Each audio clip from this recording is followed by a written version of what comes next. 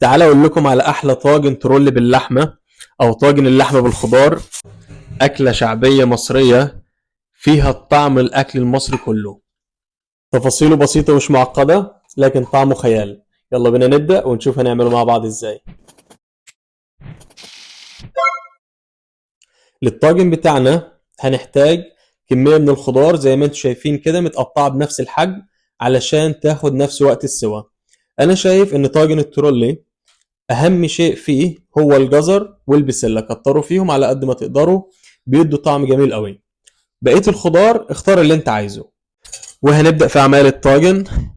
اول شيء معانا هننزل بالزيت في حله على النار والمطيبات وعليهم بصله، واللحمه تكون متقطعه مكعبات صغيره علشان برضو ما تاخدش معانا وقت في التسويه. هنديهم تشويحه. اول ما بيبداوا ياخدوا لون هننزل عليهم بالفلفل وملح وشويه من بهارات اللحمه، مش هنكتر اكتر من كده. وهنديهم تقليبه وهننزل عليهم بمعلقتين صلصه طماطم كبار، وبرضه هنديهم تقليبه مع بعض. وبعد كده هننزل عليهم بالميه السخنه. بالنسبه للحمه احنا بس هنديها يا دوب اول غلوه، احنا مش هنطيبها تماما او مش هنسويها تماما على النار من فوق. احنا عايزين اللحمه مع الخضار تكون مستويه في الفخار في الفرن. بعد اللحمه بتاعتنا ما خدت غلوه واحده هننزل بكميه الخضار بتاعتنا اللي احنا اخترناها، وبرضه هنسيبها كمان غلوه بس واحده، وعليهم واحده مرقه خضار. يا دوب احنا الشغل ده كله هنسيبه على النار مش اكتر من 20 دقيقه. بعد كده هنجيب الخضار واللحمه بتاعتنا ونحطهم في الفخار بتاعنا، ومن فوق هنزل بشويه من فصوص الثوم والطماطم المكعبات اللي كنا قطعناها.